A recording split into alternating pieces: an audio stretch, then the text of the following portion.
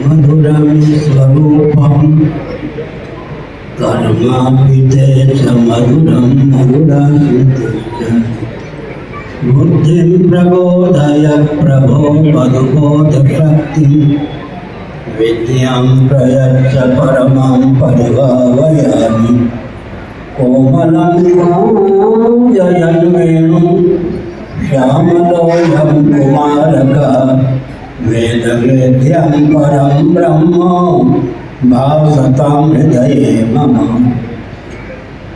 कूजन्तं राम रामेति मधुरं मधुराक्षरम् आरुह्य कविताशाखां वन्दे वाल्मीकिकोकिलं निगमकल्पतरोर्गलितं फलं शुकमुखादमृतद्रवसंयुतं पिबत भागवतं रसमालयं मुहुर्हो रसिका उन्मादुकाः शृणादपि सुनीचेन तरोरपि सहिष्णुना अमानिना मानदेन कीर्तनीय सदा हरिः नारायणाखिल गुरो भगवन् नमस्ते शिवाय नमः शिवलिंगाय नमः तन्मे मनः शिवसंकल्पमस्तु सर्वे भवन्तु सुखिनः।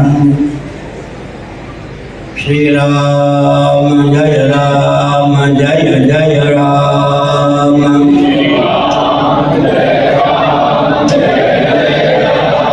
श्री राम जय जय राम। श्री राम जय जय राम। जय जय राम। श्री राम जय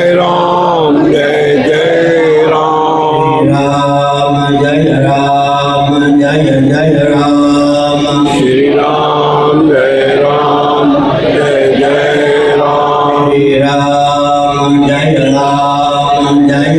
राम। श्री राम जय जय राम। धर्म की जय हो, अधर्म का नाश हो, प्राणियों में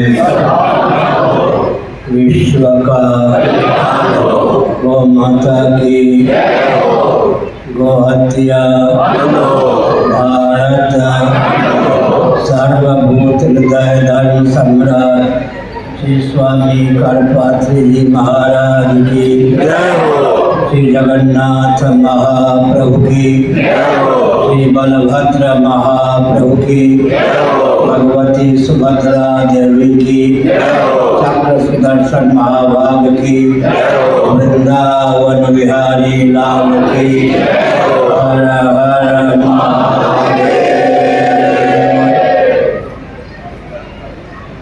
गोविंद जय जय गोपाल जय जय गोविंद जय जय गोपाल जय जय। हरि गोविंद जय जय हरि गोविंद जय जय। श्री कृष्ण गोविंद हरे मुरारे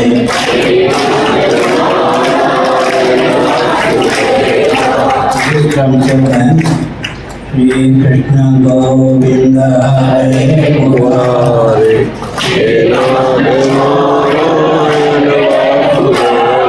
हे नाथ नारायण वासुदेवा श्री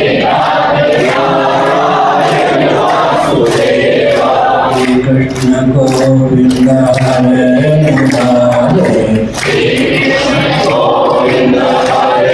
मुरारे। हे नाथ नारायण वासुदेवा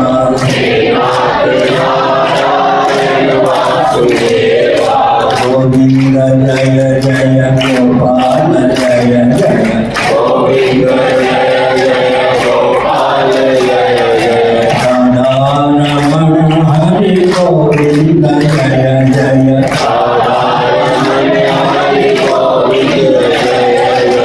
गोविंद जय जय गोपाल जय जय गोविंद जय जय गोपाल जय जय। राधा रमण हरि गोविंद जय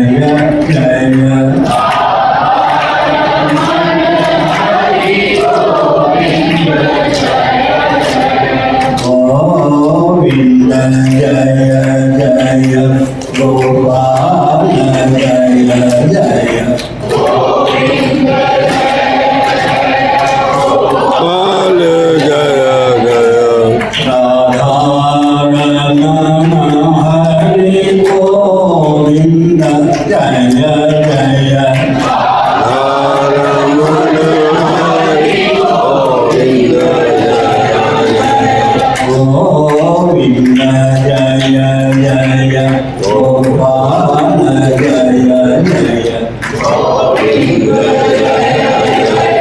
गोपाल जय जय राधारमण हरि गोविंद जय जय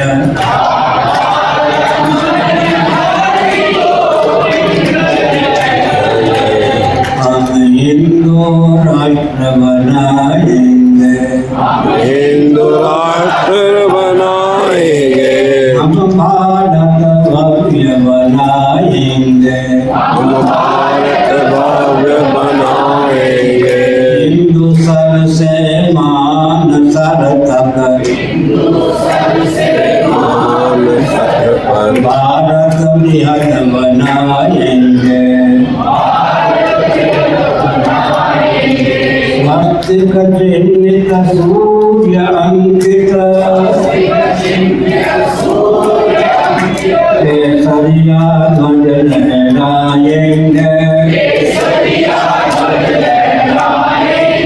हम हिंदू राष्ट्र बनाएंगे हम हिंदू राष्ट्र बनाएंगे भारत भव्य बनाएंगे हम भारत भव्य बनाएंगे भारत बृहद बनाएंगे भारत भव्य बनाएंगे वंदे मातरम वंदे मातरम वंदे मातरम वंदे मातरम वंदे मातरम वंदे मातरम नारायण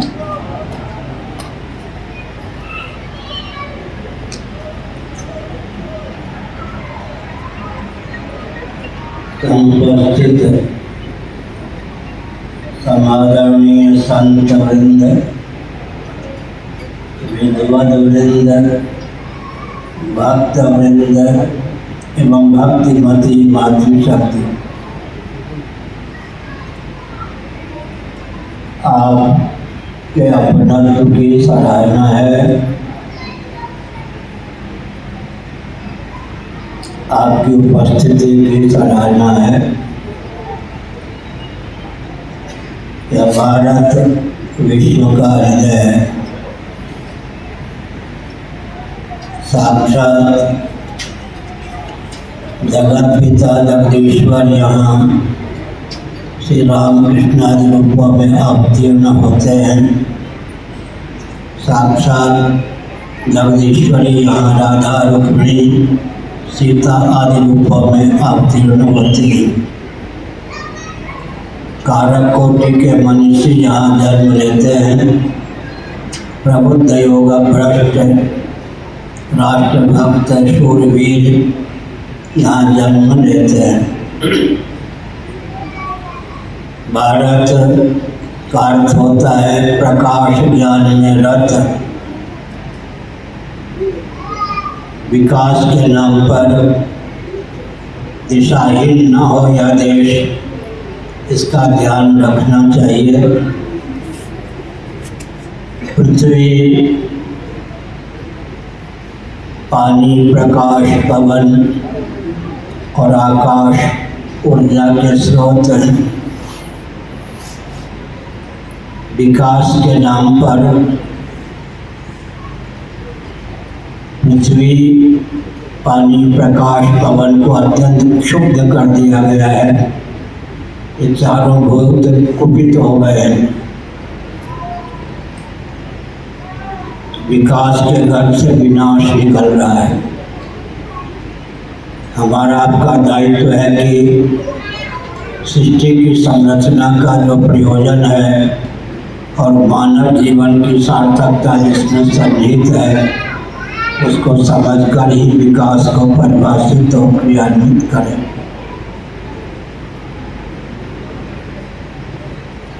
इस महायंत्रों के युग में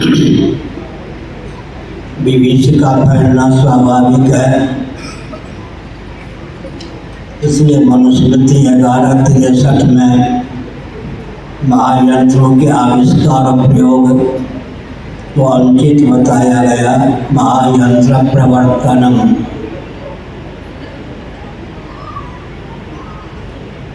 समय की बचत, श्रम की बचत, सहयोगी की बचत, अधिक उत्पादन और खपत, यही महायंत्रों के निर्माण का प्रयोजन सिद्ध होता है।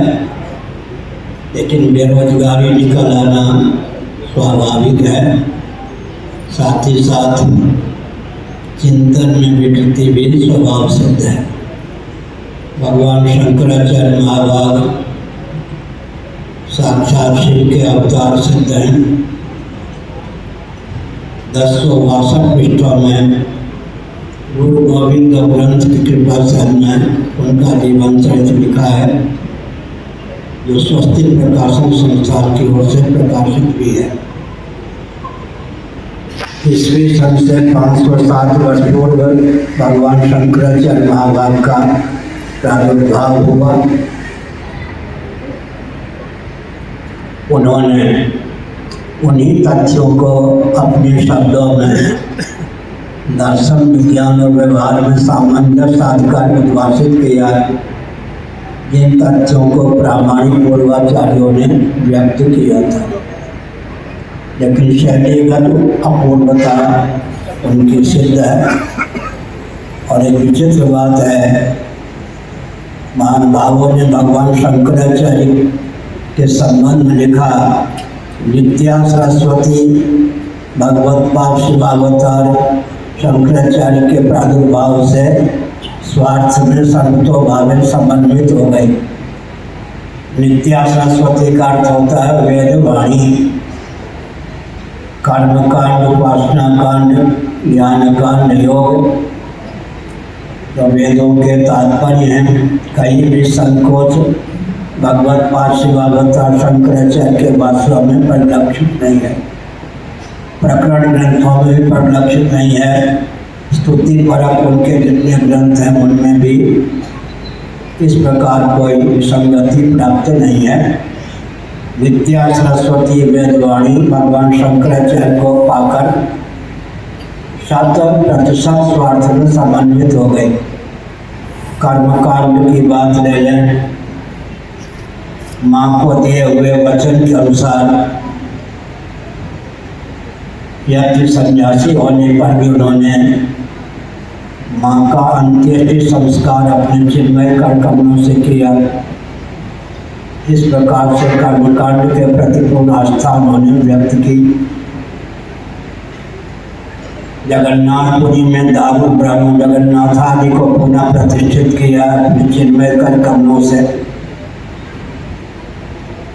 द्वारकापुरी में द्वारकाधीश को पुनः प्रतिष्ठित किया। बद्रीनाथ की पुनः प्रतिष्ठा की। और रामेश्वरम का जो शिवलिंग था किसी अन्य रूप में पूजित होने लगा था, उसे शिवलिंग के रूप में ही उद्भाषित किया। इसी प्रकार नेपाल में पशुपतिनाथ जी को शिवलिंग के रूप में ही पुनः उद्भाषित किया। इससे सिद्ध होता है कि उपासना को लेकर भी उनकी वाणी अद्भुत है। सनातन धर्म में जितने देवी देवता हैं उन सब की स्तुति भगवान शंकराचार्य महाभाग ने की। और अगर हम विचार करें तो वेदांत का वह दृष्टिकोण उन्होंने प्रस्तुत किया जो इस रॉकेट, कंप्यूटर, एटम, मोबाइल के युग में भी मान्य है। मैं संक्षेप में शंकर भाष्य में जितने वचन हैं सूत्र शैली में व्यक्त करता हूँ। सावधान, विकल्पना में अधिष्ठान नहीं होती, बात असाक्षिक नहीं होता, नाश निरन्वय नहीं होता, उत्पत्ति असन्मूलक नहीं होती, अप्राप्त का प्रतिषेध नहीं होता, प्राप्त प्रयुक्त हुए बिना नहीं रहता। इतने में पूरे शंकर भाष्य का सारांश प्रस्तुत हो जाता है। विकल्पना निर्दिष्टान नहीं होती, बाद असाक्षिक नहीं होता, नाश निरन्वय नहीं होता, उत्पत्ति असन्मूलक नहीं होती, अप्राप्त का प्रतिषेध नहीं होता और प्राप्त प्रयुक्त हुए बिना नहीं रहता।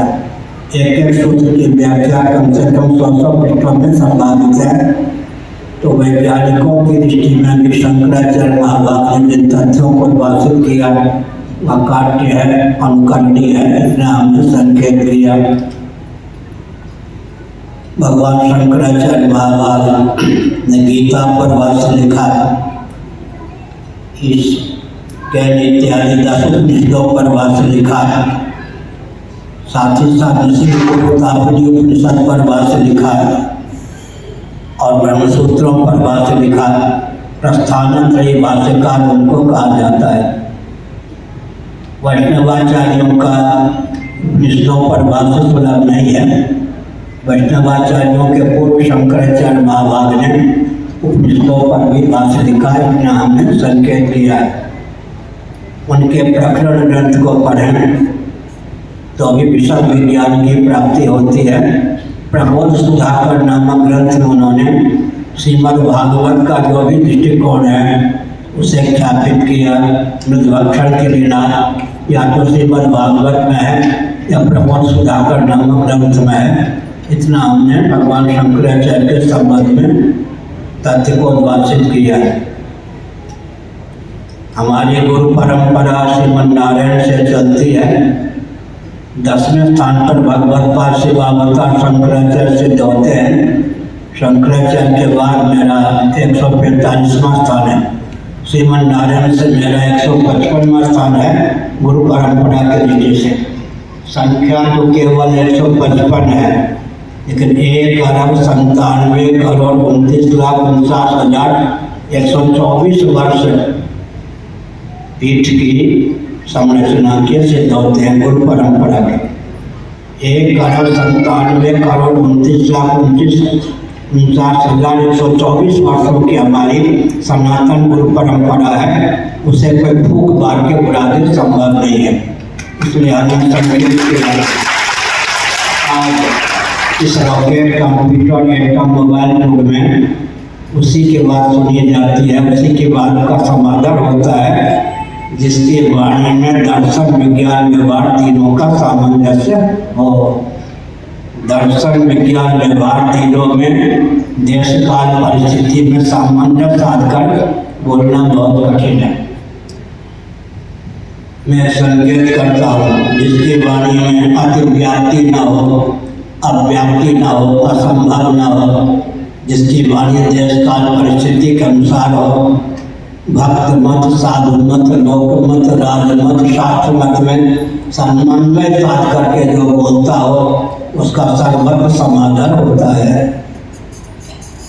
बुश महोदय अमेरिका के राष्ट्रपति हुए, उनके पिता भी अमेरिका के राष्ट्रपति रह चुके थे।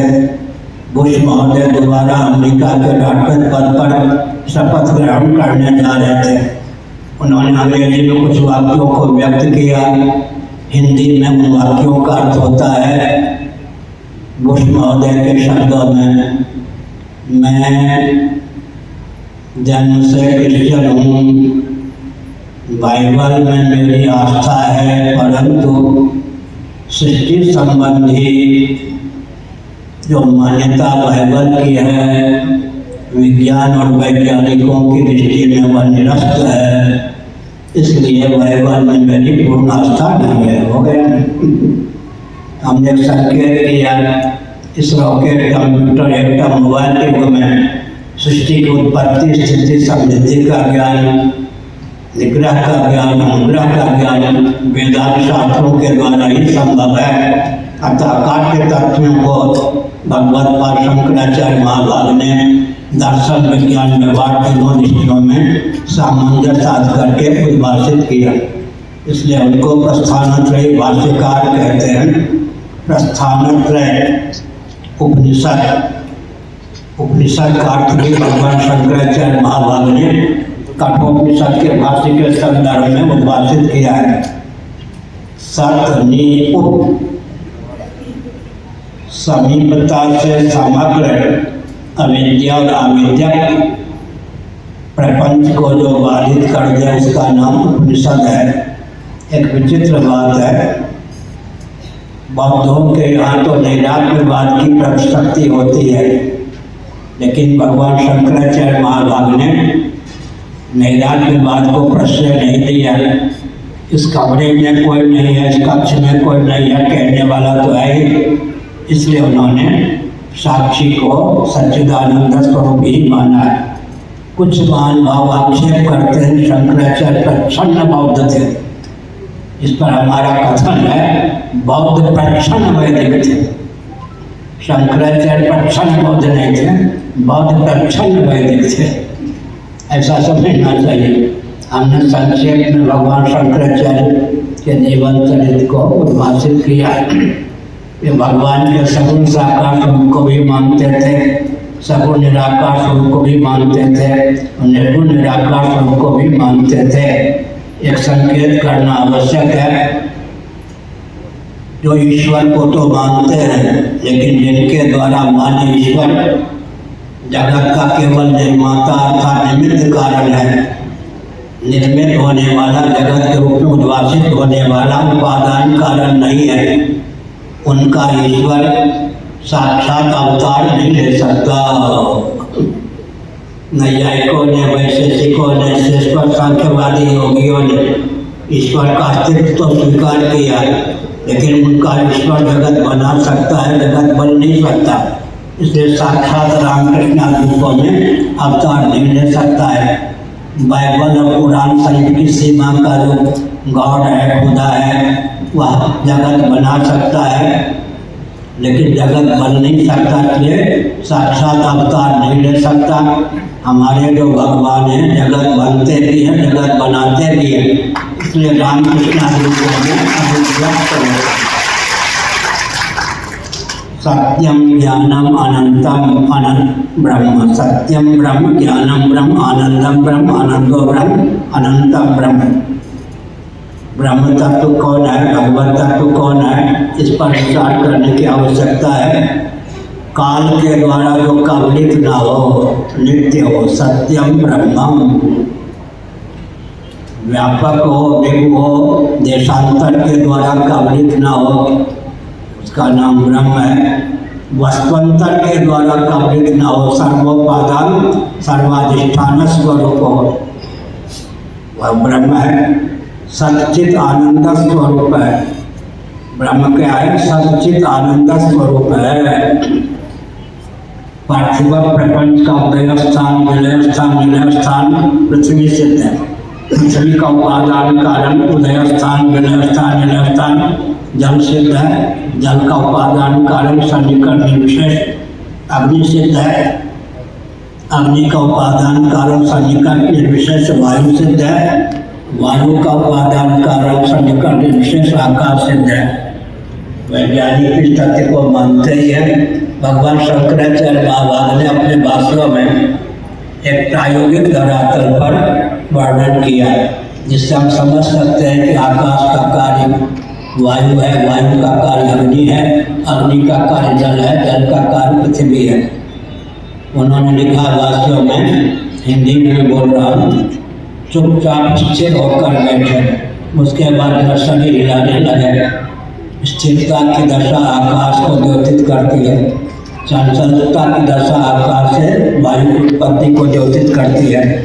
और शरीर को हिलाने से अगर पसीना टपकने लगे तो वायु से अग्नि की उत्पत्ति का दृष्टांत बन जाता है। और पसीना जम करके मैल बन जाए तो जल से पृथ्वी की उत्पत्ति का भी ज्ञान हो जाता है। ऐसा उदाहरण देकर उन्होंने अपने जीवन में ही सिद्ध कर दिया कि पृथ्वी का कारण जल है, जल का कारण अग्नि है, अग्नि का कारण वायु है, वायु का कारण आकाश है। सृष्टि की उत्पत्ति का रहस्य जानना हो तो अपने जीवन में स्वप्नावस्था आती है, स्वप्न का अनुशीलन करें। इस तथ्य को शंकराचार्य महाभाग ने स्थापित किया। अपना जीवन प्रयोगशाला है। सिद्धांत का वर्णन कर दे और अपने जीवन में चर्चा न करें तो वह वर्णन अधूरा रहता है। सृष्टि की उत्पत्ति का रहस्य जानना हो तो स्वप्नावस्था पर विचार करें। सृष्टि की स्थिति का रहस्य जानना हो तो जागरण दशा का अनुशीलन करें। सृष्टि की समृद्धि संभार का ज्ञान प्राप्त करना हो तो सुसुप्ति का अनुशीलन करें। हमने यह संकेत किया। अतः शंकराचार्य का जो सिद्धांत है वह कोई व्यक्तिगत सिद्धांत नहीं है। वेदांत शास्त्रों का तात्पर्य उनके भाष्यों के माध्यम से प्रकट है। शैलीगत अपूर्वता है और विषयगत अपूर्वता यही है कि अविधावृत्ति से शब्दों की साक्षात प्रवृत्ति जाति को लेकर, गुण को लेकर, क्रिया को लेकर, संबंध को लेकर, रूढ़ी को लेकर होती है। श्याम लाल की श्यामा गाय श्याम सुंदर के खेत में सुबह से हरी हरी घास चल रही है। इस वाक्य में शब्दों की प्रवृत्ति जाति को लेकर, गुण को लेकर, क्रिया को लेकर, संबंध को लेकर, रूढ़ी को लेकर हुई है। लेकिन वेदांत वेद जो ब्रह्म तत्व है, पंपद तत्पद का लक्ष्यार्थभूत जो ब्रह्म तत्व है, जाति गुण क्रिया संबंध और रूढ़ी से अतिक्रांत है। तो प्रश्न उठता है कि शब्दों की प्रवृत्ति अगर नहीं होगी तो ब्रह्म तत्व का ज्ञान कैसे होगा। गंध का प्रतिपादक भी शब्द हो जाता है। इसी प्रकार से रस का प्रतिपादन भी शब्दों के द्वारा होता है। रूप का प्रतिपादन भी शब्दों के द्वारा होता है। स्पर्श का प्रतिपादन भी शब्दों के द्वारा होता है। और शब्दातीत वस्तु का प्रतिपादन भी शब्दों के द्वारा होता है। शब्दातीत भी तो शब्द है। इसलिए सत्यम ब्रह्म, ज्ञानम ब्रह्म, आनंदो ब्रह्म, आनंदम ब्रह्म, ये सब जो वचन हैं ये निषेध गर्भित विधि मुख से भगवत तत्व का वर्णन करने वाले हैं। और नेति में नमो स्थूलम इत्यादि जो निषेध मुख से भगवत तत्व का वर्णन करने वाले शब्द हैं वो विधि गर्भित निषेध मुख से भगवत तत्व का निरूपण करते हैं। तो हमने संकेत किया शंकराचार्य का जो भाष्य है उसको कोई खंडित करने संभव नहीं है, क्योंकि दर्शन विज्ञान व्यवहार तीनों दृष्टियों से, गणित की दृष्टि से भी वह अत्यंत परिपुष्ट है। और भाष्यगत भावों को अपनाने पर कर्म कांड भी सार्थक होता है, उपासना कांड की भी सार्थकता सिद्ध होती है, ज्ञान कांड भी सार्थक सिद्ध होता है। भगवान शंकराचार्य योगी कितने बड़े थे। गोवर्धन मठ पुरी पीठ के प्रथम शंकराचार्य पादुपादाचार्य उनके प्रथम शिष्य थे। नभो मार्ग से गमन करने में शंकराचार्य समर्थ थे, पर कार्य प्रवेश करने में भी शंकराचार्य समर्थ थे। लेकिन योग की सिद्धियों को उन्होंने चमका करके नहीं लिखा। ज्ञानेश्वरी जी गीता पढ़िए, सिद्धियों का बहुत वर्णन कर दिया। शंकराचार्य परम सिद्ध थे, पर कायक प्रवेश भी उन्होंने किया, नभो मार्ग से गमन भी किया। लेकिन सिद्धियों को चमका करके क्यों नहीं लिखा। कलयुग के जीवों की, मनुष्यों की आयु सीमित होती है।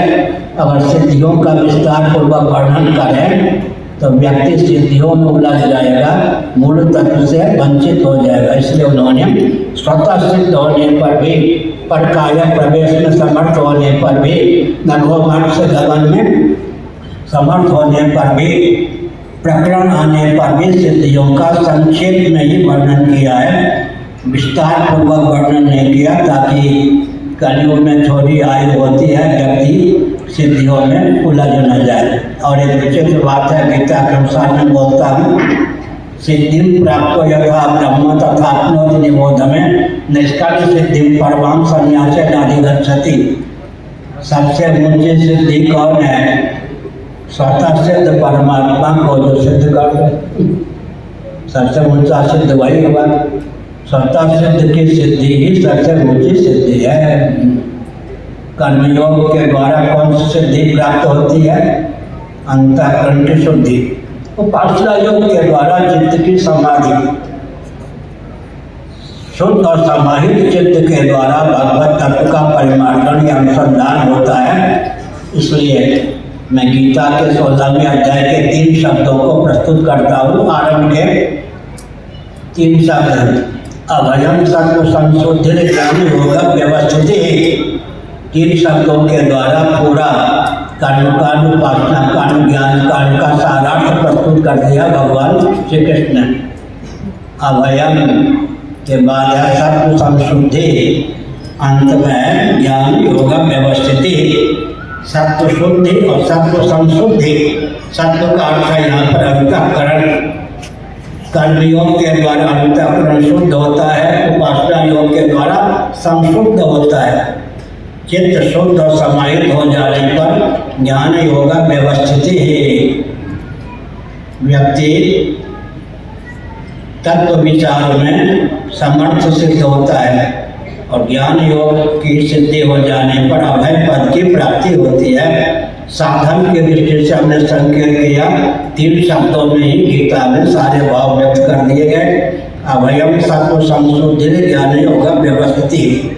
अब 13वें अध्याय के आधार पर पूरी सृष्टि का विज्ञान प्राप्त करने के लिए हम 3 शब्दों पर विचार करते हैं।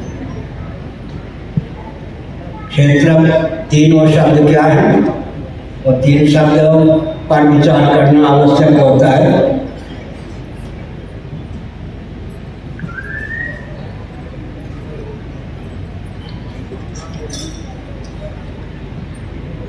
क्षेत्र और क्षेत्रज्ञ का ज्ञान और बीच में साधन का ज्ञान। ज्ञानम ज्ञेयम ज्ञानगम्यम सर्वस्व विष्टितम भी कहा गया है भगवद गीता में। क्षेत्र का ज्ञान, क्षेत्रज्ञ का ज्ञान और क्षेत्र से विरक्त करके क्षेत्रज्ञ के अनुभव की योग्यता देने वाला ज्ञान। 3 में सारा आ गया। क्षेत्र का ज्ञान, क्षेत्र का अर्थ क्या है? क्षेत्र का क्षेत्रफल कितना गीता में कहा गया 13वें अध्याय में। महाभूतानि अहंकारो बुद्धि अव्यक्त में वचा इंद्रिया दशे कंच पंचचंद्रिय गोचरा षोडश विकृति अष्टधा प्रकृति पर्यंत क्षेत्र है। और क्षेत्र किसको कहते हैं? परमात्मा को, पुरुष को। और अंत में प्रकृति पुरुषन सेवा विद्यादि वावपी। मैं थोड़ा धीरे से बोलूँ। समस्त क्षेत्र का अंतर्भाव प्रकृति में हो जाता है। मूल प्रकृति ही मूल क्षेत्र है। क्षेत्र को ही पुरुष कहते हैं। जो व्यक्ति मूल प्रकृति को ही क्षेत्र समझता है, वह जो पुरुष है वह परमात्मा स्वरूप होगा या नहीं? इसलिए उपद्रष्टानुमंता च भर्ता भोक्ता महेश्वरा परमात्मा की साथ युक्तो देहति पुरुषा फरा। इतना हमने सांकेतिक शब्दों में कहा। भगवान शंकराचार्य महाभाग की परंपरा अकुंठित रहे, इसका दायित्व हम लोगों को प्राप्त है। कृतयुग में, त्रेता में, द्वापर में, कलयुग में कौन गुरु रूप से होते हैं? शंकराचार्य महाभाग ने स्वयं बताया। उदाहरण ब्रह्मा जी हैं, दक्षिणामूर्ति हैं, दत्तात्रेय महाराज हैं, भगवान वेदव्यास हैं। कलयुग में गुरु के रूप में भगवान शंकर ही शंकराचार्य के रूप में अवतीर्ण होते हैं। हमने संकेत किया सज्जनों, दुर्गम विद्या है, अध्यात्म विद्या विद्यानाम। एक विचित्र बात है, आजकल कुछ व्यक्ति कहते हैं भौतिकवादी, लेकिन भौतिकवादी जिनको हम कहते हैं, जो अपने को भौतिकवादी कहते हैं, उनको क्या पंचभूतों का भी ज्ञान है? अध्यात्मनिष्ठ व्यक्ति तो पंचभूतों को जानता है, भौतिक प्रपंच को भी जानता है। जिनको भौतिकवादी कहा जाता है उनको तो पृथ्वी, जल, तेज, वायु, आकाश का भी ज्ञान नहीं है। इसलिए एक विचित्र तथ्य को छांदोग्य उपनिषद के भाष्य के माध्यम से शंकराचार्य ने उद्भाषित किया, उस पर ध्यान केंद्रित करना आवश्यक है। जितने भौतिकवादी हैं उनकी पोल पट्टी अगर खोल दें तो वो चेतना विशिष्ट शरीर को आत्मा मानते हैं, देहात्मवादी होते हैं और इंद्रियात्मवादी होते हैं, इंद्रियों में तादात्म्यपन्न होते हैं। इंद्रियों की गति केवल वर्तमान तक होती है। इसलिए जितने भौतिकवादी हैं शिकायत होते ही इंद्रियों की गति केवल वर्तमान तक होती है। जितने भौतिकवादी हैं इंद्रिय तादात्म्यपन्न होते हैं, चेतना विशिष्ट शरीर को आत्मा मानते हैं। मन की गति भूत भविष्य वर्तमान तीनों कालों में होती है। कालातीत अव्याकृत परमात्मा में भी होती है। इसलिए तैतृय उपनिषद का विचलन करने पर यह तथ्य सिद्ध होता है कि मन में ही मनोनिष्ठ ही वेदांत शास्त्र हैं। मनु जी ने लिखा भूतम भव्यम भविष्यं च सर्वम वेदात् प्रसिद्ध्यति। और मांडूक्य उपनिषद का वचन है यच्चक्र कालातीतम तदप्योंकार एवं। दोनों वचनों का सम्मिलित अर्थ क्या हुआ? जो कुछ काल गर्भित है, कालातीत है, उन सब तत्वों का अधिगम हमको वेदांत शास्त्रों से प्राप्त हो सकता है। एक में संकेत करके प्रवचन को विराम देता हूँ, प्रश्नोत्तर का अवसर भी दूंगा। वेदांत शास्त्र सम्मत कर्मकांड, उपासना कांड, ज्ञान कांड को न माने क्या होगा? चतुर्दश भोगनात्मक ब्रह्मांड नरक और नारकीय प्राणियों का समुदाय ही सिद्ध होगा। चतुर्दश भोगनात्मक ब्रह्मांड में जहाँ कहीं कोई दिव्यता है, चमत्कृति है, वेदांत शास्त्र सम्मत कर्मकांड, उपासना कांड, ज्ञान कांड के कारण है। वेदों की क्या उपयोगिता? लोग कहते हैं वेदांत शास्त्र सम्मत कर्मकांड, उपासना कांड, ज्ञान कांड को क्या कर दें? निरस्त कर दें। जगत नरक और नारकीय प्राणियों का समुदाय ही होगा। अतः महायज्ञ से यज्ञ ब्राह्मीयम क्रियते तन। यज्ञों के द्वारा, महायज्ञों के द्वारा, अंगन्यास के द्वारा, करन्यास के द्वारा, भूशुद्धि के द्वारा, भूशुद्धि के द्वारा जीवन में दिव्यता का आधान संभव है।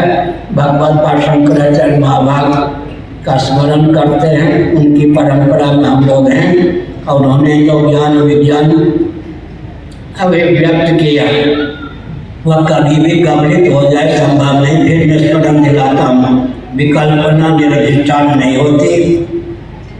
अगर कह दें सर्प मिथ्या है तो रस्सी तो है ना, जो रस्सी सर्प के रूप में परिलक्षित होती है। विकल्पना निर्धिष्ठान नहीं होती, बाद असाक्षित नहीं होता। इस कमरे में कोई नहीं है कहने पर कहने वाला तो सिद्ध होता है। नाश निरन्वय नहीं होता, मैटर का nether be created not destroyed. नाश निरन्वय नहीं होता, किसी भी वस्तु का नाश होगा। नाश क्या है?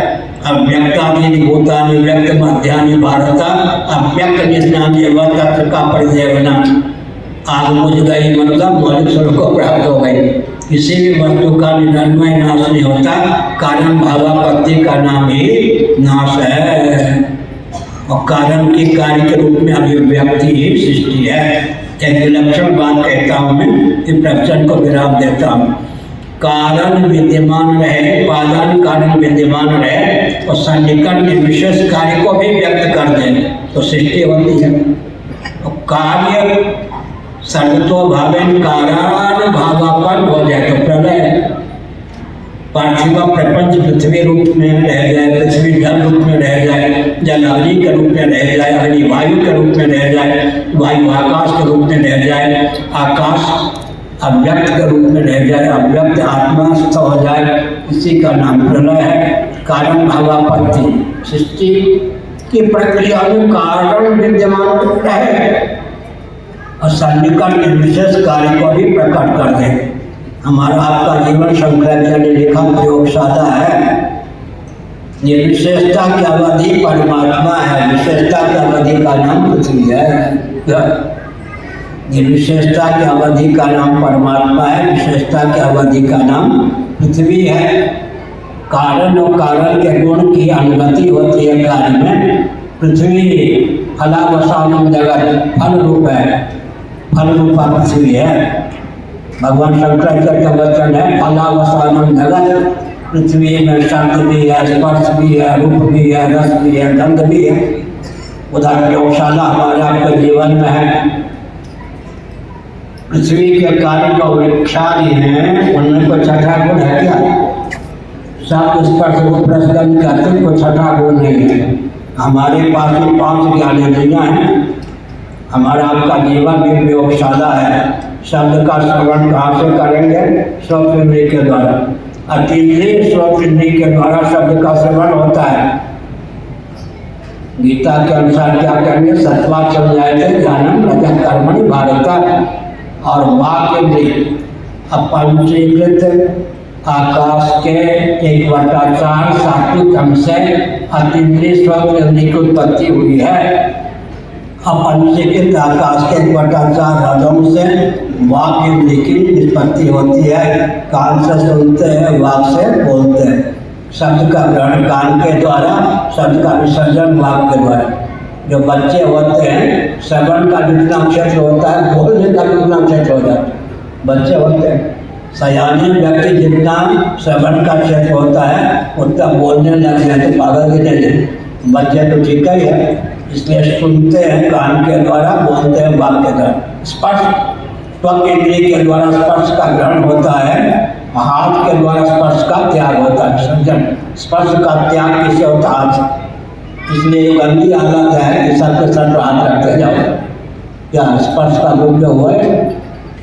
त्वक के द्वारा स्पर्श का ग्रहण होता है, हाथ के द्वारा त्याग होता है। नेत्रों के द्वारा गंतव्य का दर्शन होता है, पांव के द्वारा गंतव्य का गमन होता है। नेत्र पंचीकृत तेज का सात्विक अंश है 1/4।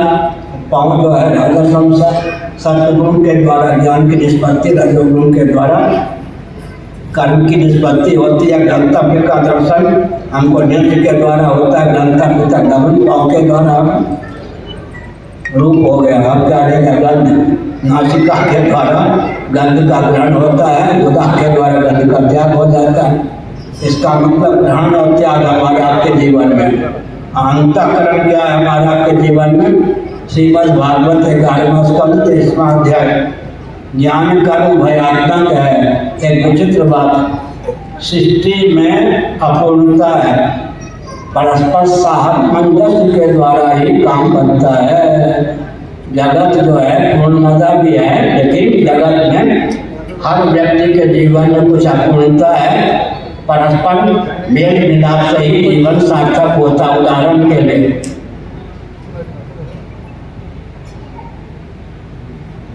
पुरुष गर्भ धारण करा सकता है, गर्भ धारण नहीं कर सकता। मातृशक्ति गर्भ धारण कर सकती है, करा नहीं सकती। इसके दोनों में सामंजस्य आए। इसका अर्थ क्या हुआ? सृष्टि की संरचना इस ढंग से है कि हम तालमेल बैठाएंगे तभी काम बनेगा। हम कान के द्वारा सुन सकते हैं, कान के द्वारा बोलेंगे। यहाँ से श्रवण करेंगे, यहाँ से बोलेंगे, तालमेल बैठाना पड़ेगा या नहीं? ज्ञानेंद्रिय और कर्मेंद्रिय में भी तालमेल बैठा करके ही व्यवहार की निष्पत्ति होती है।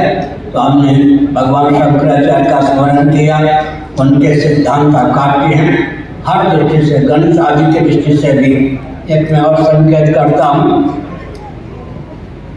दर्शन ही भूगोल बन जाता है। आजकल मैं लिख भी रहा हूँ उस पर, पहले लिख चुका हूँ। दर्शन ही भूगोल बन जाता है, दर्शन ही विज्ञान बन जाता है, हमने कहा। इसलिए और दर्शन ही इतिहास भी बन जाता है। दर्शन इतिहास बन जाता है, दर्शन ही भूगोल बन जाता है। इसलिए दर्शन शास्त्र अगर किसी को मजबूत है तो विश्व में कहीं पराजित नहीं हो सकता।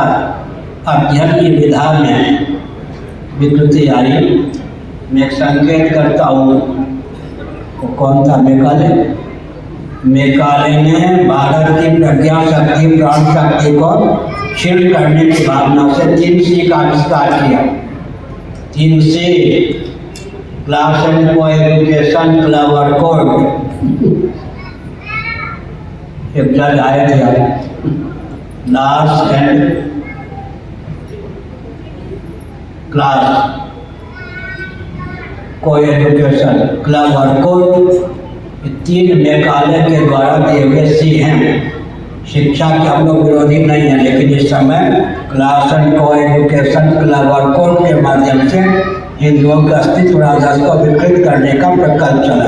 स्वतंत्र भारत में भी कोई ऐसे प्रधानमंत्री हमको अब तक नहीं मिले जो विसंगतियों को समझ करके भारत को भारत के रूप में भारत करने का प्रकल्प चला है। एक विचित्र बात है। और आधुनिक शिक्षा पद्धति के द्वारा कोई दूरदर्श हो ही नहीं सकता है, एक विचित्र बात है। आधुनिक शिक्षा पद्धति वेतनभोगी, बुरा न माने होली है, राष्ट्रपति प्रधानमंत्री सब मेरे परिचित है, मेरा संपर्क किसी से नहीं है, परिचित सब पहले मिले जुले भी हैं। अब एक विचित्र बात है, वेतनभोगी राष्ट्रपति भी, वेतनभोगी प्रधानमंत्री भी, राजा तो कोई है ही नहीं। क्या मंत्री तो घूम रहे हैं ढेर,